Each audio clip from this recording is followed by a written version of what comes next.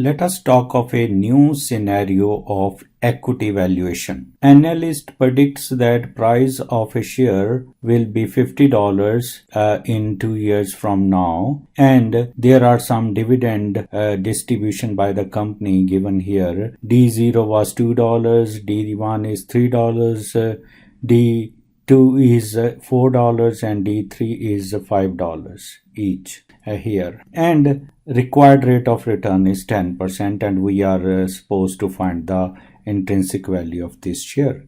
So what is happening here is, let us draw the timeline. So D0 has been given as $2, D1 is $3, D2 is $4, and D3 is $5, and also the price that would be realized here at P2 is $50. So this information is provided here. So it is to be understood here that this D3 is not relevant for us. Why? Because if we sell the share after 2 years, then you won't receive this dividend. And similarly, D1 is past dividend and we will not receive that dividend. So this is also out of question. Now, this question is now reduced to this one, and we can do this discounting and we can find out the intrinsic value of the share. Let's first try doing it through TVM row, and second clear work, and 3 is discounted for 1 year at 10%, so it would be this number 2.723, so we will make it 2.73. Now we will discount $54, $4 of dividend and $50 for the terminal value of the share, the price at which it would be sold after 2 years.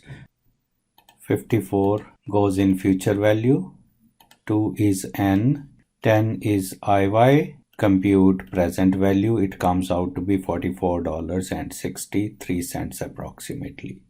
$44.63 plus minus store into 1 plus 2.73 is equal to this number, $47.36 approximately. So this is the present value or intrinsic value of this share, so which is present value of all the cash flows. But interestingly, let us try doing the same question without using the TVM row, and rather we can use the cash flow functions. How we will do that?